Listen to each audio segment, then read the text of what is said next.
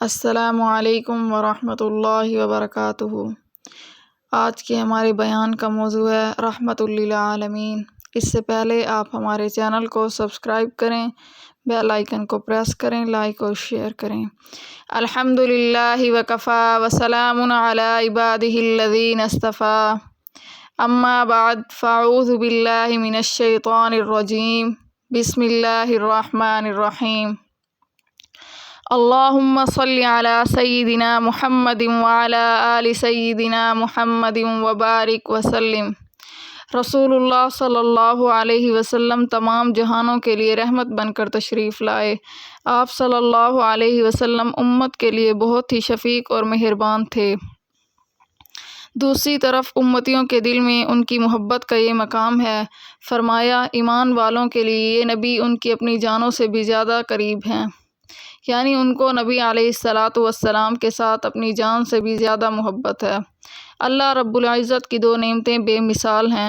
پہلی نعمت اسلام ہے۔ کوئی آدمی کتنا ہی گناہ گار کیوں نہ ہو، اگر وہ اسلام قبول کر لے تو اسلام اس کے پہلے والے تمام گناہوں کی معافی کا ذریعہ بن جاتا ہے۔ حدیث پاک میں فرمایا گیا الاسلام یہدم ما کان قبلہ، اسلام پہلے والے تمام گناہوں کو مٹا دیتا ہے۔ اس نعمت خداوندی کا قرآن مجید میں یوں تذکرہ کیا گیا الیوم اکملت لکم دینکم واتممت علیکم نعمتی، آج کے دن میں نے تم پر تمہارے دین کو مکمل کر دیا اور میں نے تم پر اپنی نعمت کامل کر دی۔ اس آیت مبارکہ میں دین کو اللہ تعالیٰ نے نعمت قرار دیا ہے۔ دوسری طرف نعمت رب تعلق نبی علیہ الصلاۃ والسلام کی ذات بابرکت ہے۔ آپ خود اندازہ لگائیں کہ اللہ رب العزت نے ہمیں اربوں خربوں نعمتیں عطا فرمائی، اور یہاں تک فرما دیا اگر تم اللہ کی نعمتوں کو گننا چاہو تو گن نہیں سکو گے۔ اتنی نعمتیں دینے کے باوجود اللہ تعالیٰ نے احسان نہیں جتلایا۔ آنکھیں دی مگر احسان نہیں جتلایا، زبان دی مگر احسان نہیں جتلایا، دل و دماغ دیے مگر احسان نہیں جتلایا، رزق دیا مگر احسان نہیں جتلایا، زمین کے لیے سورج چاند اور ستارے بنائے مگر احسان نہیں جتلایا۔ البتہ ایک ایسی نعمت بھی دی کہ دینے والے کو بھی مزہ آ گیا، اور اس دینے والے نے بھی فرمایا لقد من اللہ علی المؤمنین اذ بعث فیہم رسولا، اللہ تعالیٰ نے ایمان والوں پر احسان کیا کہ ان میں اپنے رسول کو مبعوث فرمایا۔ دوسرے لفظوں میں یوں سمجھیں کہ نبی علیہ الصلاۃ والسلام اللہ رب العزت کی طرف سے ایسی نعمت ہیں کہ اس کا بندوں پر احسان ہے۔ ان دونوں نعمتوں کا کوئی نعم البدل نہیں۔ رسول اللہ صلی اللہ علیہ وسلم تمام جہانوں کے لیے رحمت بن کر آئے۔ اس کی مثال یوں سمجھ لیجئے جیسے عورت کے دل میں بچے کے ساتھ محبت کا ہونا فطری چیز ہے، اس کو ہر بچے کے ساتھ عمومی محبت ہوتی ہے، اپنے بیٹے کے ساتھ خصوصی محبت ہوتی ہے۔ اگر کچھ مرد حضرات کسی جگہ موجود ہوں اور ان کے سامنے کوئی بچہ روئے تو وہ اتنے زیادہ متوجہ نہیں ہوں گے، لیکن اگر کوئی عورت قریب ہوگی تو اس کا فوراً دل پسیج جائے گا اور اٹھ کر معلوم کرے گی کہ بچہ کیوں رو رہا ہے۔ ایک بچے پر دو عورتوں نے مقدمہ کر دیا، ایک کہتی تھی یہ میرا بیٹا ہے اور دوسری کہتی تھی کہ یہ میرا بیٹا ہے۔ وقت کے قاضی نے کہا اچھا دلائل سے تو یوں پتہ نہیں چل رہا کہ یہ بچہ کس کا ہے، لہٰذا ہم بچے کے دو ٹکڑے کر دیتے ہیں۔ ان میں سے ایک تو بچے کے دو ٹکڑے کرنے پر تیار ہو گئی، مگر دوسری نے کہا کہ بچے کے ٹکڑے نہ کریں، بچہ اسی عورت کو دے دیں، چلو میں اس کو کبھی کبھی تو دیکھ لیا کروں گی۔ اس بات سے قاضی نے اندازہ لگایا کہ ان دونوں میں سے وہ بچہ کس کا ہے۔ یوں گویا ماں خود تو قربان ہو جاتی ہے مگر اس سے بچے کی تکلیف نہیں دیکھی جاتی۔ نبی علیہ الصلاۃ والسلام تمام جہانوں کے لیے عمومی طور پر رحمت بن کر تشریف لائے اور اپنی اس گناہ گار امت کے لیے خصوصی طور پر رحمت بن کر آئے۔ رسول اللہ صلی اللہ علیہ وسلم کا ہر کام رحمت بنا۔ ایک مرتبہ نبی علیہ الصلاۃ والسلام ظہر یا عصر کی نماز میں 4 رکعت کی نیت باندھی اور 2 رکعتیں پڑھنے کے بعد سلام پھیر دیا۔ صحابہ کرام رضوان اللہ علیہم اجمعین کے اندر اتنا ادب تھا کہ انہوں نے یہ نہیں کہا کہ اے اللہ کے نبی آپ نے 4 رکعتوں کے بجائے 2 رکعتیں پڑھی ہیں، بلکہ یوں پوچھا اے اللہ کے نبی محمد مصطفیٰ صلی اللہ علیہ وسلم کیا آج کے بعد اس نماز کی 2 رکعتیں ہو گئی ہیں؟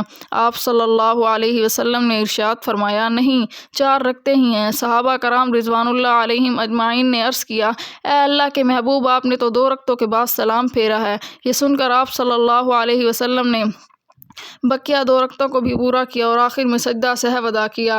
اس سے پتہ چلا کہ اللہ تعالیٰ نے اس لیے بھلایا تاکہ اس بھول کی وجہ سے امت کے لیے سجدہ سہو کا مسئلہ بھی واضح ہو جائے۔ سبحان اللہ!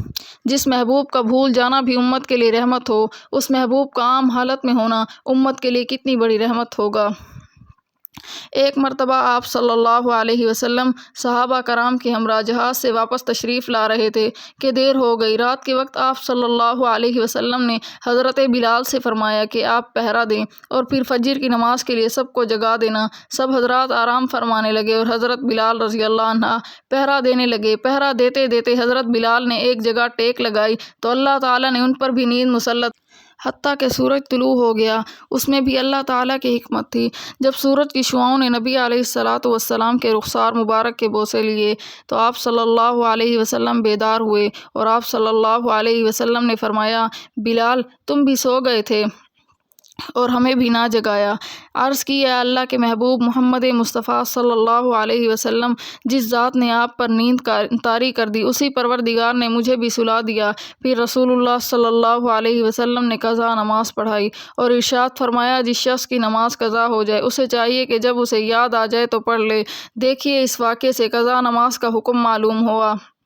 یہاں سوچنے کی بات یہ ہے کہ جس نبی رحمت صلی اللہ علیہ وسلم کا سو جانا بھی امت کے لیے رحمت ہو، ان کا جاگنا امت کے لیے کتنی بڑی رحمت ہوگا۔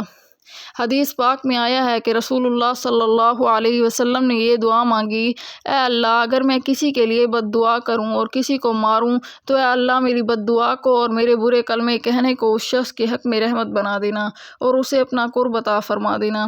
جس محبوب صلی اللہ علیہ وسلم کی زبان سے بالفرض بد دعا نکلے اور وہ بھی رحمت بن جائے تو اس محبوب صلی اللہ علیہ وسلم کی زبان فیض ترجمان سے جو دعائیں نکلیں وہ کتنی بڑی رحمت بنی ہوں گی۔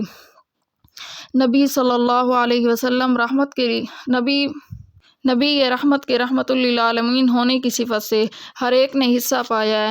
نبی صلی اللہ علیہ وسلم کی رحمت للعالمینی سے ماں نے حصہ پایا۔ دنیا کو ماں کے مقام کا ابھی تک اتنا پتہ نہیں تھا۔ رسول اللہ صلی اللہ علیہ وسلم نے آ کر وضاحت فرمائی، جنت ماؤں کے قدموں کے نیچے ہے۔ رسول اللہ نے ہی آ کر بتایا، جو بیٹا یا بیٹی اپنی ماں کے چہرے پر محبت و عقیدت سے ایک نظر ڈالے، اللہ تعالیٰ ہر نظر کے بدلے اسے ایک حج یا عمرے کے برابر اجر عطا فرمائیں گے۔ آپ صلی اللہ علیہ وسلم کی رحمت سے بیٹی نے حصہ پایا۔ چنانچہ وہ عرب لوگ جو اپنی بیٹیوں کو زندہ دفن کر دیتے تھے اور جو بیٹی کی پیدائش کے بارے میں سنتے تھے تو ان کے چہروں پر سیاہی آ جاتی تھی، ان عربوں کو رسول اللہ صلی اللہ علیہ وسلم نے یہ تعلیم دی کہ جس گھر میں 2 بیٹیاں ہوں اور باپ ان کی اچھی تربیت کرے حتیٰ کہ ان کی شادی کر دے تو وہ جنت میں داخل ہوگا۔ سبحان اللہ! بیٹی کو کتنا بلند مقام ملا ہے۔ اسی لیے فقہا رحمۃ اللہ نے ارشاد فرمایا، جس شخص کے ہاں بیٹا بھی ہو اور بیٹیاں بھی ہوں اور وہ کوئی چیز گھر میں لے کر آئے تو اس باپ کو چاہیے کہ وہ پہلے اپنی بیٹی کو چیز دے اور بعد میں بیٹے کو دے۔ سبحان اللہ! بیٹی کو ایک بلند مقام ملا اور لوگوں پر واضح ہوا کہ بیٹی زحمت نہیں بلکہ بیٹی رحمت ہوتی ہے۔ آپ صلی اللہ علیہ وسلم کی رحمت للعالمین سے بیوی نے بھی حصہ پایا۔ عربوں میں بیویوں کو ایسی مصیبت میں ڈال دیا جاتا تھا کہ ان کا کوئی پرسان حال نہیں ہوتا تھا، نہ ان کو یہ وراثت میں کوئی حق ملتا۔ خاوند اپنی بیوی کو نہ طلاق دیتے تھے اور نہ انہیں اچھی طرح اپنے پاس رکھتے تھے، وہ انہیں درمیان میں ہی معلق کر دیتے تھے، ان کا کوئی حق بھی تسلیم نہیں کیا جاتا تھا۔ لیکن رسول اللہ صلی اللہ علیہ وسلم نے تشریف لا کر بیوی کو حق دلوائے۔ آپ صلی اللہ علیہ وسلم نے ارشاد فرمایا، خیرکم خیرکم لأہلہ، تم میں سب سے بہتر وہ ہے جو تم اپنے اہل خانہ کے لیے بہتر ہے۔ آپ صلی اللہ علیہ وسلم نے ایک اور موقع پر ارشاد فرمایا، دنیا ایک متاع ہے اور بہترین متاع نیک بیوی ہے۔ ایک اور موقع پر ارشاد فرمایا، مجھے تمہاری دنیا میں سے 3 چیزیں محبوب ہیں، ان میں سے ایک چیز نیک بیوی ہے۔ آپ صلی اللہ علیہ وسلم نے ان تعلیمات کے ذریعے معاشرے میں بیوی کے مقام کو واضح فرمایا۔ آپ صلی اللہ علیہ وسلم کی رحمت للعالمین سے خاوند نے بھی حصہ پایا۔ خاوند کے مقام کا کسی کو پتہ نہیں تھا۔ رسول اللہ صلی اللہ علیہ وسلم نے ارشاد فرمایا، اگر اللہ رب العزت کے سوا کسی اور کو سجدے کرنے کی اجازت ہوتی تو میں عورت کو حکم دیتا کہ وہ اپنے خاوند کو سجدہ کرے۔ خاوند کو یہ مقام اللہ رب العزت نے محبوب صلی اللہ علیہ وسلم کی رحمت للعالمین کے صدقے میں عطا فرمایا۔ آپ صلی اللہ علیہ وسلم کی ذات بابرکت کے صدقے چھوٹے بڑوں نے حصہ پایا۔ چنانچہ رسول اللہ صلی اللہ علیہ وسلم نے ارشاد فرمایا، من لم یرحم صغیرنا ولم یوقر کبیرنا فلیس منا، جو چھوٹوں پر رحم نہیں کرتا اور بڑوں کا ادب نہیں کرتا وہ ہم میں سے ہے ہی نہیں۔ آپ صلی اللہ علیہ وسلم کی رحمت للعالمین سے علماء نے بھی حصہ پایا ہے۔ رسول اللہ صلی اللہ علیہ وسلم نے ارشاد فرمایا، علماء انبیاء کے وارث ہیں۔ بعض روایات میں فرمایا کہ قیامت کے دن میری امت کے علماء بنی اسرائیل کے انبیاء کے مانند اٹھائے جائیں گے، اور فرمایا کہ جس نے کسی عالم بعمل کے پیچھے نماز پڑھی ایسا ہی ہے جیسے اس نے کسی نبی علیہ الصلاۃ والسلام کے پیچھے نماز پڑھی، کیونکہ جب کوئی کام بڑا ہوتا ہے تو پھر مقام بھی بڑا ملتا ہے۔ حتیٰ کہ رسول اللہ صلی اللہ علیہ وسلم نے ارشاد فرمایا، 1000 عبادت گزار ہوں تو بھی ایک عالم ان سے زیادہ بھاری ہے۔ تاجدار مدینہ مصطفیٰ صلی اللہ علیہ وسلم کی رحمت للعالمین سے طالب علموں نے بھی حصہ پایا ہے۔ رسول اللہ صلی اللہ علیہ وسلم نے ارشاد فرمایا، جو انسان علم کی طلب میں ہوتا ہے جنت اس بندے کی طلب میں ہوتی ہے۔ ایک اور روایت میں ہے کہ آپ صلی اللہ علیہ وسلم نے ارشاد فرمایا کہ جب کوئی طالب علم اپنے گھر سے علم حاصل کرنے کے لیے قدم نکالتا ہے تو اللہ تعالیٰ کے فرشتے اس کے پاؤں کے نیچے اپنے پر بچھا لیتے ہیں۔ یوں تو نبی علیہ الصلاۃ والسلام کی رحمت للعالمین کی وجہ سے طالب علم کو عزت اور شرف بخشا گیا۔ نبی علیہ الصلاۃ والسلام کی رحمت للعالمین سے مجاہد نے بھی حصہ پایا۔ اللہ کے محبوب مصطفیٰ صلی اللہ علیہ وسلم نے ارشاد فرمایا کہ جب کوئی انسان اللہ کے راستے میں نکلتا ہے اور اسے کوئی بھی تکلیف پہنچتی ہے تو اسے ہر چھوٹی بڑی تکلیف پر اللہ تعالیٰ کی طرف سے اجر نصیب ہوتا ہے۔ یہ اس لیے کہ ان مجاہدین کو جب کبھی اللہ کے راستے میں پیاس لگتی ہے یا تھکن ہوتی ہے یا بھوک ستاتی ہے یا وہ کوئی ایسا قدم اٹھاتے ہیں جو کافروں کو گھٹن میں ڈالے یا دشمن کے مقابلے میں کوئی کامیابی حاصل کرتے ہیں تو ان کے اعمال نامے میں ہر ایسے کام کے وقت ایک نیک عمل ضرور لکھا جاتا ہے۔ ایک روایت میں ہے کہ رسول اللہ صلی اللہ علیہ وسلم نے ارشاد فرمایا کہ مجاہد جب اللہ تعالیٰ کے راستے میں جہاد کرتا ہے تو بھی اس کے خون کا پہلا قطرہ زمین پر نہیں گرتا کہ اس سے پہلے اللہ تعالیٰ اس کے گناہوں کی مغفرت کا صلہ فرما دیتے ہیں۔ نبی علیہ الصلاۃ والسلام نے ارشاد فرمایا، جب لوگوں کی روح قبض کرنے کا وقت آتا ہے تو ان کی روح کو ملک الموت قبض کرتے ہیں، لیکن جب مجاہد کے شہید ہونے کا وقت آتا ہے تو اللہ تعالیٰ اپنا ضابطہ بدل لیتے ہیں اور ملک الموت کو ارشاد فرماتے ہیں، اے ملک الموت، میرا یہ بندہ میرے نام پر اپنی جان دے رہا ہے، اب اس کی روح نکلنے کا وقت ہے، اب تو پیچھے ہٹ جا، اس کی روح میں خود لوں گا۔ اللہ تعالیٰ مجاہد کی روح کو خود جسم سے جدا کرتے ہیں۔ اصول تو یہ تھا کہ ولی ہو، ابدال ہو، کتب ہو یا کتنا ہی بڑا کیوں نہ ہو، اگر وہ فوت ہو جائے تو چونکہ اس نے اللہ تعالیٰ کے دربار میں حاضر ہونا ہے اس لیے اس کو نہلا دیا جائے، پہلے کپڑے اتار دیے جائیں اور کفن کے کپڑے پہنا دیے جائیں تاکہ یہ ایک یونیفارم میں اللہ تعالیٰ کے سامنے حاضر ہو۔ لیکن جب مجاہد کا معاملہ آیا تو پروردگار عالم نے اس کی محبت کے صدقے اپنے ضابطے بدل دیے اور فرمایا کہ اس کو نہلانا بھی نہیں ہے کیونکہ یہ تو اب خون میں نہا چکا ہے، اب اسے پانی سے نہلانے کی کیا ضرورت ہے، اسے کفن پہنانے کی بھی ضرورت نہیں، اس کے کپڑوں پر جو خون کے داغ لگے ہیں یہ تو مجھے پھولوں کی طرح محبوب ہے، میں چاہتا ہوں کہ قیامت کے دن یہ انہی خون آلودہ کپڑوں میں میرے سامنے کھڑا کر دیا جائے۔ سبحان اللہ۔ اللہ کے محبوب کی رحمت للعالمین سے تاجر کو بھی حصہ ملا۔ رسول اللہ صلی اللہ علیہ وسلم نے ارشاد فرمایا، سچا تاجر قیامت کے دن اللہ رب العزت کے نزدیک انبیاء علیہ الصلاۃ والسلام کے ساتھ کھڑا کیا جائے گا۔ مزدور کو بھی نبی علیہ الصلاۃ والسلام کی رحمت للعالمین سے حصہ ملا۔ آپ صلی اللہ علیہ وسلم کے پاس ایک صحابی رضی اللہ تعالیٰ عنہ آئے، انہوں نے مصافحہ کیا تو نبی علیہ الصلاۃ والسلام نے دیکھا کہ ان کی ہتھیلی پر گٹھے پڑے ہوئے تھے جس کی وجہ سے سخت ہتھیلی تھی۔ آپ صلی اللہ علیہ وسلم نے پوچھا، یہ کیا ہے؟ کہنے لگے، اے اللہ کے نبی، میں پتھر توڑتا ہوں جس کی وجہ سے میرے ہاتھ سخت ہو گئے ہیں۔ رسول اللہ صلی اللہ علیہ وسلم نے ان کے ہاتھ کا بوسہ لیا اور ان کی حوصلہ افزائی فرمائی کہ ملازمین اور محنت مزدوری کرنے والوں کو بھی نبی علیہ الصلاۃ والسلام کی رحمت للعالمین کے صدقے عظمت عطا ہوئی ہے۔ پڑوسی کو بھی سید الانبیاء محمد مصطفیٰ صلی اللہ علیہ وسلم کی رحمت للعالمین سے حصہ ملا۔ رسول اللہ صلی اللہ علیہ وسلم نے ارشاد فرمایا کہ پڑوسی کے حقوق کے بارے میں جبرائیل امین اتنی دفعہ میرے پاس آئے، مجھے یوں محسوس ہونے لگا شاید بندے کے مرنے کے بعد اس کے پڑوسی کو بھی اس کے ورثاء میں شامل کر لیا جائے گا۔ اندازہ لگائیے کہ پڑوسی کے حقوق کا کتنا اہتمام فرمایا گیا۔ رسول اللہ صلی اللہ علیہ وسلم کی رحمت للعالمین کے صدقے یتیم نے بھی حصہ پایا۔ معاشرے میں تو عام طور پر یتیم کو کوئی بھی کچھ حق دینے کے لیے تیار نہیں ہوتا، مگر رسول اللہ صلی اللہ علیہ وسلم نے آ کر یتیم کے حقوق بھی متعین فرمائے کہ جو آدمی کسی یتیم کی کفالت کرنے والا ہوگا وہ جنت میں میرے ساتھ ایسا ہوگا جس طرح ہاتھ کی دو انگلیاں ایک دوسرے کے ساتھ ہوتی ہیں۔ یہ آپ صلی اللہ علیہ وسلم کا ارشاد فرمان عالی شان تھا۔ روایت میں ہے کہ رسول اللہ صلی اللہ علیہ وسلم عید کے دن گھر سے مسجد کے لیے تشریف لے جانے لگے۔ راستے میں آپ صلی اللہ علیہ وسلم نے کچھ بچوں کو کھیلتے دیکھا۔ انہوں نے اچھے کپڑے پہنے ہوئے تھے۔ بچوں نے سلام عرض کیا تو نبی علیہ الصلوۃ والسلام نے جواب ارشاد فرمایا۔ اس کے بعد آپ صلی اللہ علیہ وسلم آگے تشریف لے گئے۔ نبی علیہ الصلوۃ والسلام نے آگے چل کر دیکھا تو ایک بچے کو خاموشی کے ساتھ اداس بیٹھا دیکھا۔ آپ صلی اللہ علیہ وسلم اس کے قریب رک گئے۔ آپ صلی اللہ علیہ وسلم نے اس بچے سے پوچھا، تمہیں کیا ہوا ہے؟ کیا وجہ ہے کہ تم اداس اور پریشان نظر آ رہے ہو؟ اس نے رو کر کہا، اے اللہ کے محبوب، میں یتیم مدینہ ہوں۔ میرے سر پر باپ کا سایہ نہیں جو میرے لیے کپڑے لا دیتا۔ میری امی مجھے نہلا کر نئے کپڑے پہنا دیتی، اس لیے میں یہاں اداس بیٹھا ہوں۔ رسول اللہ صلی اللہ علیہ وسلم نے اسے فرمایا کہ تم میرے ساتھ آؤ۔ آپ صلی اللہ علیہ وسلم اسے لے کر واپس اپنے گھر تشریف لائے۔ سیدہ عائشہ صدیقہ سے فرمایا، حمیرہ، انہوں نے عرض کیا، لبیک یا رسول اللہ صلی اللہ علیہ وسلم، میں حاضر ہوں۔ آپ صلی اللہ علیہ وسلم نے فرمایا، تم اس بچے کو نہلا دو۔ چنانچہ اسے نہلا دیا گیا۔ اتنے میں نبی علیہ الصلوۃ والسلام نے اپنی چادر کے 2 ٹکڑے کر دیے۔ کپڑے کا ایک ٹکڑا اس سے تہبند کی طرح باندھ دیا گیا اور دوسرا اس کے بدن پر لپیٹ دیا گیا۔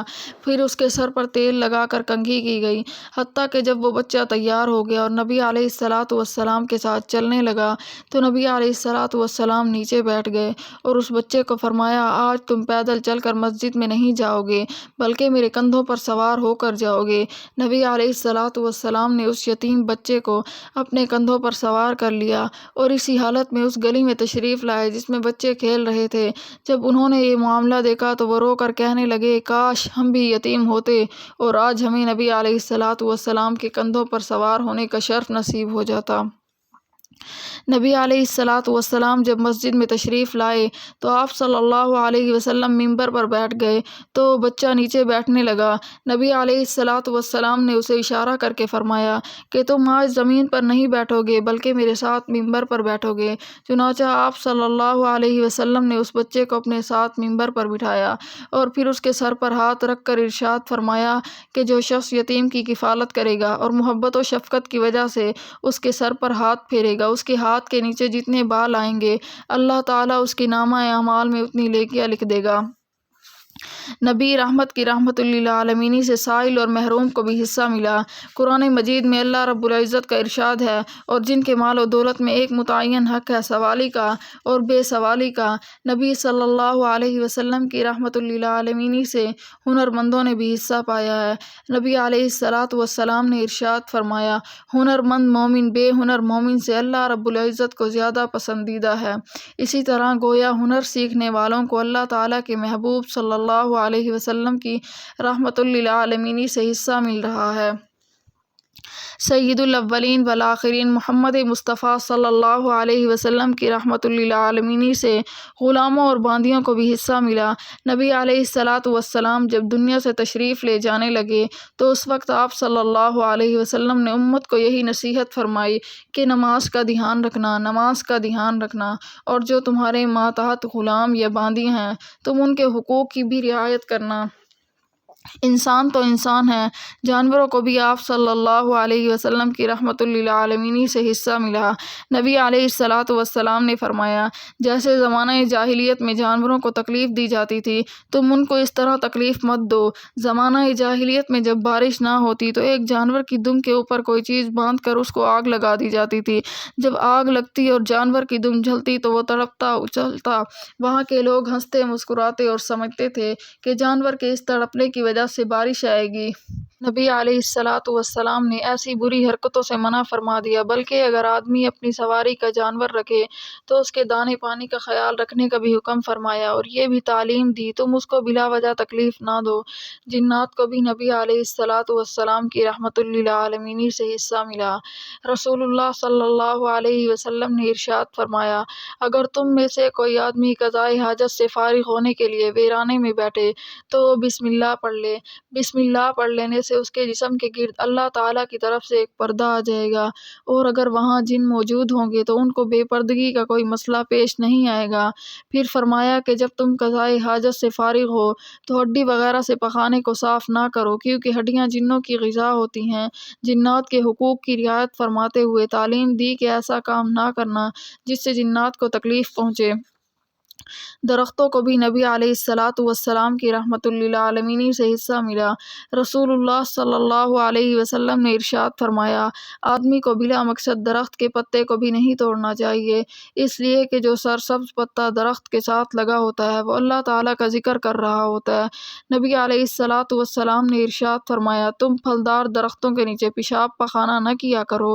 صحابہ کرام رضوان اللہ علیہم اجمعین نے عرض کیا، اے اللہ کے نبی محمد مصطفیٰ صلی اللہ علیہ وسلم، اس میں کیا حکمت ہے؟ آپ صلی اللہ علیہ وسلم نے ارشاد فرمایا، تم دیکھتے ہو کہ جب سورج بلند ہوتا ہے تو اس کی دھوپ کے ساتھ درخت کا سایہ بھی گھٹتا اور بڑھتا رہتا ہے۔ صحابہ کرام رضوان اللہ علیہم اجمعین نے عرض کیا، اے اللہ کے نبی محمد مصطفیٰ صلی اللہ علیہ وسلم، جی ہاں، ایسا ہی ہوتا ہے۔ نبی علیہ الصلاۃ والسلام نے ارشاد فرمایا، جب درخت کا سایہ گھٹتا اور بڑھتا ہے تو اس وقت درخت بھی اللہ کے حضور سجدہ ریز ہو رہا ہوتا ہے، اس لیے تم اس کی عبادت میں دخل نہ دیا کرو۔ رسول اللہ صلی اللہ علیہ وسلم کی رحمت للعالمین سے جہاں انسانوں، جنوں، نباتات اور جمادات کو حصہ ملا، وہاں مردوں کو بھی حصہ ملا۔ رسول اللہ صلی اللہ علیہ وسلم نے ارشاد فرمایا، تم اپنے مردوں کی اچھائیاں بیان کیا کرو، اگر اس میں کوئی غلطی، کوتاہی اور خامی بھی تھی تو اس کے تذکرے کرنے سے منع فرما دیا۔ محبوب خدا مصطفیٰ صلی اللہ علیہ وسلم کی رحمت للعالمین سے فرشتوں نے بھی حصہ پایا ہے۔ رسول اللہ صلی اللہ علیہ وسلم نے ایک مرتبہ حضرت جبرائیل علیہ السلام سے پوچھا، جبرائیل، کیا تمہیں بھی میری رحمت للعالمین سے کچھ حصہ ملا؟ جبرائیل علیہ السلام نے عرض کیا، اے اللہ کے محبوب، جی ہاں۔ پوچھا، وہ کیسے؟ جبرائیل علیہ السلام نے عرض کیا، وہ اس طرح کہ آپ کی تشریف آوری سے پہلے میں نے اپنی آنکھوں سے شیطان کا برا انجام دیکھا تھا، اسی لیے مجھے اپنے بارے میں ڈر لگا رہتا تھا کہ پتہ نہیں میرا کیا معاملہ بنے گا۔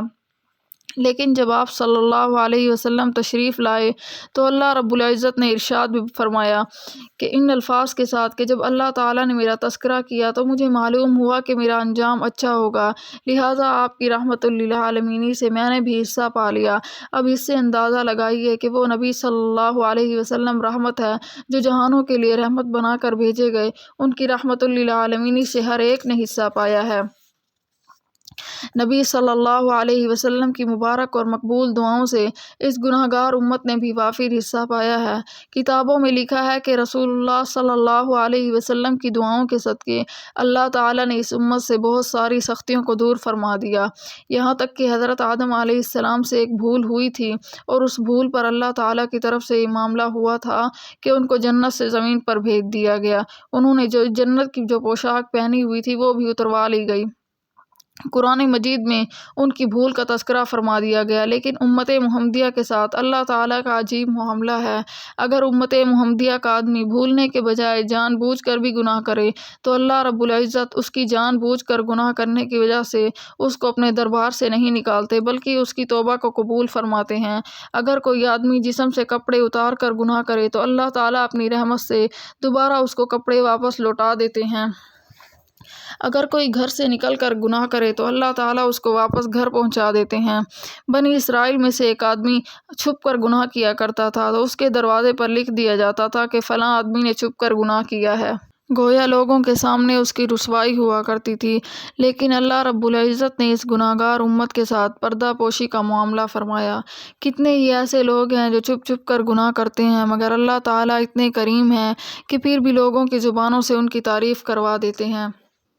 کبیرہ گناہوں کے مرتکب ہونے والے اور اپنے پروردگار کے حکموں کو پس پش ڈالنے والے جو سزا کے مستحق تھے، ان پر بھی پروردگار کی طرف سے یہ رحمت ہوئی کہ اللہ رب العزت نے ان کو دنیا کے اندر رسوا کرنے کے بجائے اپنی رحمت کی چادر میں چھپا دیا۔ اس لیے ممکن ہے کہ یہ کسی بھی وقت توبہ کر لے تو یہ میرے اور بندے کے درمیان معاملہ ہے، میں پروردگار اس کی توبہ کو قبول کر لوں گا۔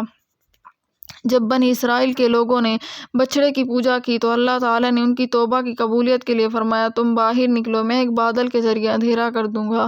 تم میں سے جن لوگوں نے بچھڑے کی پوجا نہیں کی وہ اپنے ہاتھوں میں چھریاں پکڑ لیں اور لوگوں کو ماریں جنہوں نے بچھڑے کی عبادت کی۔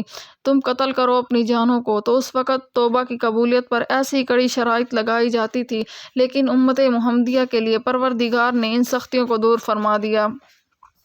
چنانچہ 100 سال کا کافر اور مشرک بھی کوئی ہو، اگر وہ کسی دن اللہ کے حضور بیٹھ کر سچے دل سے توبہ کر لے تو پروردگار اس کی توبہ کو قبول فرما لیتے ہیں۔ پہلی امتوں کے بارے میں کتابوں میں یہ بات ملتی ہے، جب ان کے کپڑوں پر ناپاکی لگ جاتی تھی تو انہیں اس کپڑے کو کاٹنا پڑتا تھا، لیکن امت محمدیہ کے لیے اللہ تعالیٰ نے آسانی فرما دی کہ اگر کسی طرح کی ناپاکی بھی جسم کے ساتھ لگے تو اس کو دھونے اور پاک کرنے کے لیے صرف 3 چلو پانی کافی ہو جاتا ہے۔ اگر کسی کپڑے پر ناپاکی لگے اور وہ اسے 3 بار دھو لے تو وہ کپڑا اس کے لیے دوبارہ قابل استعمال ہو جائے گا۔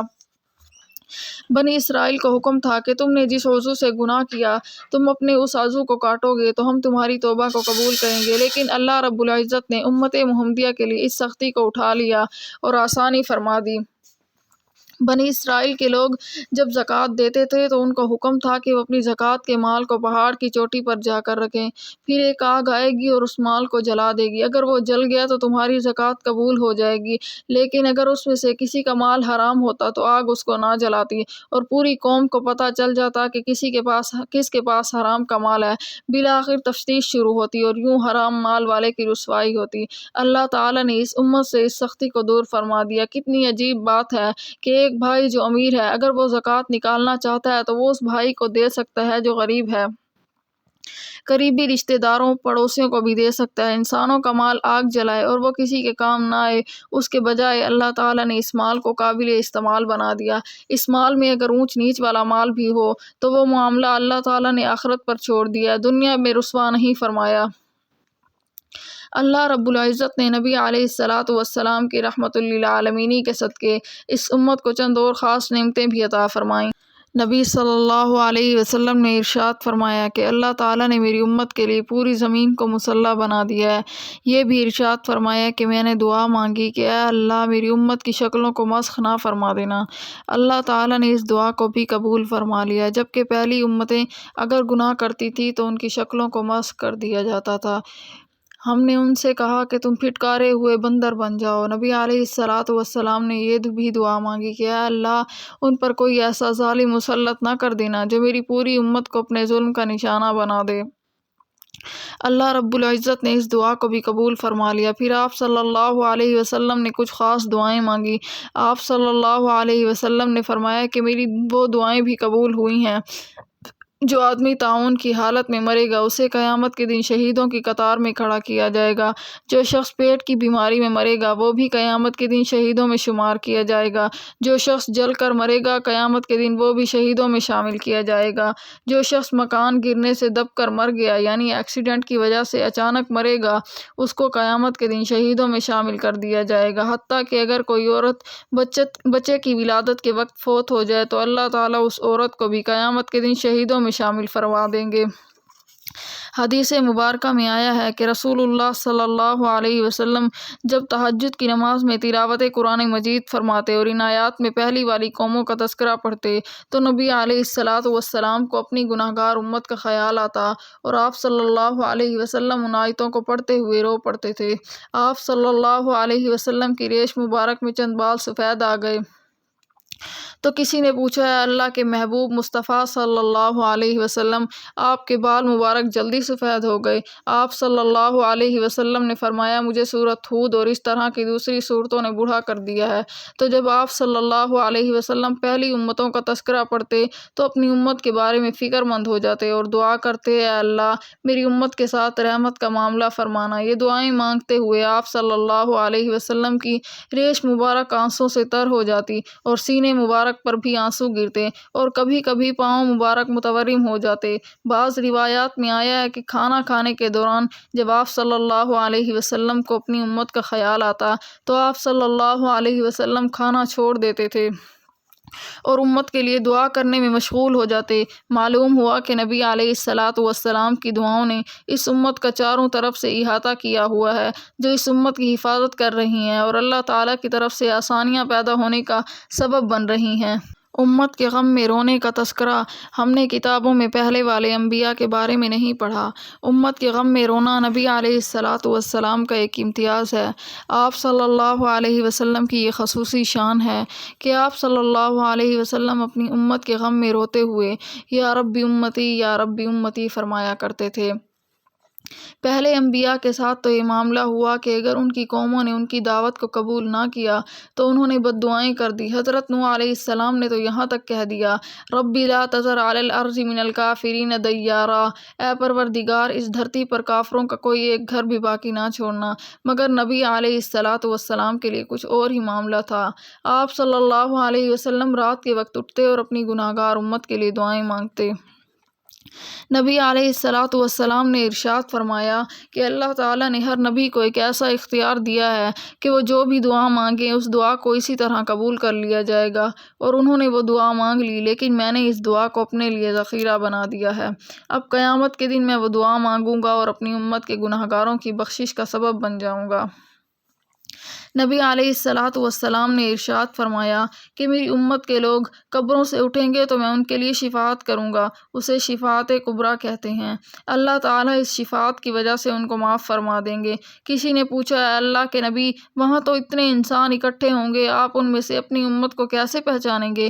آپ علیہ الصلاۃ والسلام نے فرمایا کہ میری امتیوں کے جو وضو کے اعضاء ہوں گے اللہ تعالیٰ قیامت کے دن ان کو نورانی بنا دیں گے، جس کی وجہ سے وہ تمام انسانوں میں ممتاز نظر آئیں گے۔ اسی طرح میں اپنی امت کے لوگوں کو پہچان لوں گا۔ حدیث میں ہے کہ رسول اللہ صلی اللہ علیہ وسلم نے ارشاد فرمایا کہ اللہ رب العزت قیامت کے دن میری امت کے 70,000 لوگوں کو بلا حساب و کتاب جنت عطا فرمائے گا، اور ایسا ہی ہر جنتی اپنے ساتھ 70,000 گناہ گاروں کو لے کر جنت میں جائے گا۔ مثال کے طور پر امام اعظم ابو حنیفہ رحمۃ اللہ علیہ کے مقام کے 70,000 لوگوں کو بلا حساب و کتاب جنت ملے گی۔ پھر ایسے ہر فقیہ کو اپنے پیروی کرنے والے 70,000 لوگوں کو اپنے ساتھ لے کر جنت میں جانے کا موقع ملے گا۔ اگر 70,000 کو 70,000 سے ضرب دیں تو اس امت کے 1,40,40,000,000 انسان بلا حساب و کتاب جنت میں داخل کر دیے جائیں گے۔ اللہ رب العزت کی طرف سے جب یہ وعدہ ہو گیا تو اللہ کے محبوب علیہ الصلاۃ والسلام پھر دعائیں مانگتے رہے کہ اے اللہ یہ تو صرف اتنے ہی لوگ بلا حساب و کتاب جنت میں جائیں گے، ان کے علاوہ اور بھی تو ہوں گے۔ تو آپ پروردگار عالم نے وعدہ فرمایا کہ اے میرے نبی رحمت، آپ کی دعاؤں کو اور آپ کے رونے کو میں نے قبول کر لیا، اور میں وعدہ کرتا ہوں کہ قیامت کے دن میں آپ کی امت کے لوگوں میں سے 3 لپیں بھر کر جہنم سے نکال دوں گا اور ان کو اپنی رحمت سے جنت عطا کر دوں گا۔ محبوب خدا صلی اللہ علیہ وسلم نے ارشاد فرمایا، قیامت کے دن تمام انسانوں کی 120 صفیں ہوں گی، اللہ تعالیٰ ان میں سے 80 صفیں میری امت کی بنائیں گے اور 40 صفیں باقی انبیاء علیہ السلام کی امتوں کی بنیں گی۔ سبحان اللہ! دیکھیں جب باپ کی میراث تقسیم ہوتی ہے تو 2 حصے بیٹے کو اور 1 حصہ بیٹی کو ملتا ہے۔ اسی طرح جب حضرت آدم علیہ السلام کی میراث تقسیم ہوئی تو سب انبیاء کو ملنے والا حصہ دختری بنا اور محبوب خدا کو پدری حصہ ملا۔ نبی علیہ الصلاۃ والسلام کے ارشاد کا مفہوم ہے، اللہ تعالیٰ قیامت کے دن میری امت کو سجدہ کرنے کا حکم دے گا، لہٰذا جو بھی میرا امتی اللہ تعالیٰ کو سجدہ کرے گا اللہ تعالیٰ اس سجدے کی وجہ سے اس کو جنت عطا فرمائیں گے۔ روایت میں ہے کہ ایک مرتبہ حضرت جبرائیل علیہ السلام نبی علیہ السلام کی خدمت میں حاضر ہوئے تو اللہ کے محبوب نے محسوس کیا جبرائیل علیہ السلام کچھ غمزدہ لگ رہے ہیں۔ آپ نے پوچھا، جبرائیل کیا معاملہ ہے؟ میں آج آپ کو غمزدہ دیکھتا ہوں۔ جبرائیل علیہ السلام نے عرض کیا، اے محبوب کل جہاں، میں اللہ کے حکم سے آج جہنم کا نظارہ کر کے آیا ہوں۔ اس کو دیکھنے کی وجہ سے میرے اوپر غم کے اثرات ہیں۔ نبی علیہ السلام نے پوچھا، جبرائیل بتاؤ جہنم کے کیا حالات ہیں؟ عرض کیا، اے اللہ کے نبی، جہنم کے اندر 7 درجے ہوں گے، ان میں سے جو سب سے نیچا ہوگا اس کے اندر اللہ تعالیٰ منافقوں کو رکھیں گے، جیسا کہ قرآن مجید میں فرماتے ہیں۔ اس سے اوپر والے 6 درجے میں اللہ تعالیٰ مشرک لوگوں کو ڈالیں گے۔ اس سے اوپر 5ویں درجے میں اللہ تعالیٰ سورج اور چاند کی پرستش کرنے والوں کو ڈالیں گے۔ 4تھے درجے میں اللہ تعالیٰ آتش پرست لوگوں کو ڈالیں گے۔ اس سے اوپر 3 درجے میں یہودیوں کو ڈالیں گے۔ 2 درجے میں اللہ تعالیٰ عیسائیوں کو ڈالیں گے۔ یہ کہہ کر حضرت جبرائیل علیہ السلام خاموش ہو گئے۔ محبوب صلی اللہ علیہ وسلم نے پوچھا، جبرائیل آپ خاموش کیوں ہو گئے ہیں؟ بتاؤ کہ پہلے درجے میں کون ہوں گے؟ عرض کیا، یا رسول اللہ صلی اللہ علیہ وسلم، سب سے اوپر والے یعنی پہلے درجے میں اللہ تعالیٰ آپ کی امت کے گناہ گاروں کو ڈالیں گے۔ جب آپ صلی اللہ علیہ وسلم نے یہ سنا کہ میری امت کے گناہ گاروں کو بھی جہنم میں ڈالا جائے گا تو آپ صلی اللہ علیہ وسلم بہت غمگین ہوئے اور آپ صلی اللہ علیہ وسلم نے اللہ کے حضور دعائیں کرنا شروع کر دی۔ کتابوں میں لکھا ہے کہ 3 دن ایسے گزرے کہ اللہ کے محبوب مسجد میں نماز پڑھنے کے لیے تشریف لاتے، نماز پڑھ کر حجرے میں تشریف لے جاتے، حجرہ بند کر لیتے اور حجرے کے اندر پروردگار کے سامنے آہوزاری میں مشغول ہو جاتے تھے۔ صحابہ کرام رضوان اللہ علیہم اجمعین حیران ہوتے کہ نبی علیہ السلام پر یہ کیا خاص کیفیت ہے کہ کسی سے بات چیت بھی نہیں کرتے اور نماز پڑھنے کے بعد حجرے کی تنہائی کو اختیار فرما لیتے ہیں، گھر بھی تشریف نہیں لے جا رہے، یہ کیا معاملہ بنا؟ جب 3 دن ہوا تو سیدنا صدیق اکبر رضی اللہ تعالیٰ عنہ سے برداشت نہ ہو سکا۔ وہ آپ صلی اللہ علیہ وسلم کے حجرہ شریفہ کے دروازے پر آئے اور دستک دی اور کہا، السلام علیک، لبیک یا رسول اللہ صلی اللہ علیہ وسلم، یعنی اے اللہ کے محبوب میں حاضر ہوں، لیکن اندر سے کوئی جواب نہ ملا۔ جب کوئی جواب نہ ملا تو حضرت صدیق اکبر رضی اللہ تعالیٰ عنہ واپس چلے گئے اور انہوں نے روتے ہوئے جا کر حضرت عمر بن خطاب رضی اللہ تعالیٰ عنہ سے کہا، عمر، آقا علیہ السلام نے اس وقت میرے سلام کا جواب عطا نہیں فرمایا، لہٰذا آپ جائیں، ممکن ہے کہ آپ کو سلام کا جواب مل جائے۔ چنانچہ حضرت عمر رضی اللہ تعالیٰ عنہ حجرہ مبارکہ کے دروازے پر آئے اور انہوں نے بھی اونچی آواز سے 3 مرتبہ سلام کیا، مگر نبی علیہ السلام سے جواب کی آواز اونچی نہ آئی۔ چنانچہ وہ بھی یہی سمجھے کہ ابھی دروازہ کھلنے کی اجازت نہیں ہے، لہٰذا وہ بھی واپس تشریف لے گئے۔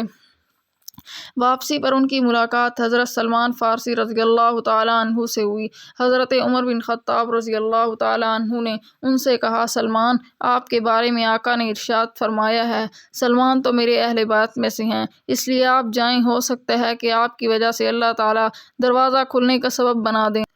چنانچہ انہوں نے بھی آ کر سلام کیا، لیکن نبی علیہ السلام کی طرف سے کوئی جواب نہ ملا۔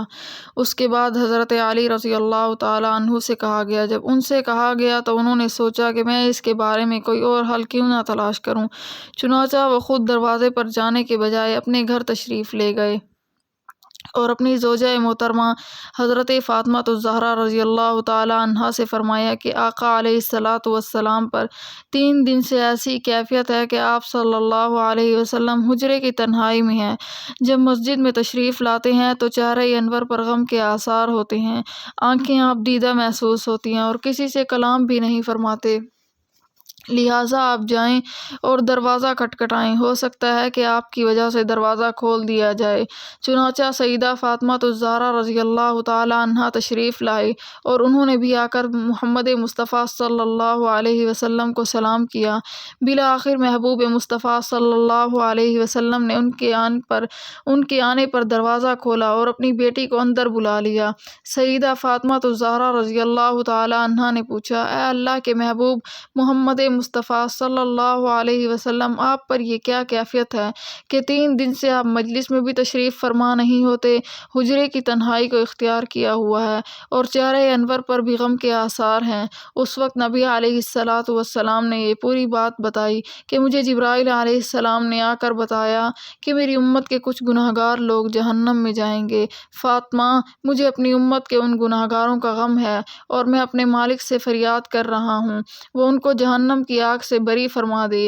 یہ کہہ کر نبی علیہ السلام نے پھر لمبا سجدہ فرمایا، حتیٰ کہ اس سجدے کے اندر بھی روتے رہے۔ بالآخر اللہ تعالیٰ کی طرف سے وعدہ آ گیا، اے محبوب، وَلَسَوْفَ يُعْطِيكَ رَبُّكَ فَتَرْضَىٰ، اللہ تعالیٰ آپ کو اتنا عطا کر دے گا کہ آپ راضی ہو جائیں گے۔ رسول اللہ صلی اللہ علیہ وسلم نے ارشاد فرمایا کہ اللہ تعالیٰ نے مجھ سے وعدہ کر لیا ہے، لہٰذا وہ قیامت کے دن مجھے راضی کرے گا اور میں اس وقت تک راضی نہیں ہوں گا جب تک کہ میرا آخری امتی بھی جنت میں نہیں چلا جائے گا۔ اس کے بعد نبی علیہ السلام باہر تشریف لے آئے۔ حضرت سلمان فارسی رضی اللہ تعالیٰ عنہ سے روایت ہے کہ قیامت کے دن سورج 10 گنا زیادہ تیز ہوگا اور ہر آدمی کو یوں محسوس ہوگا کہ سورج زمین سے چند گز کے فاصلے پر ہے۔ وآخر دعوانا ان الحمد للہ رب العالمین۔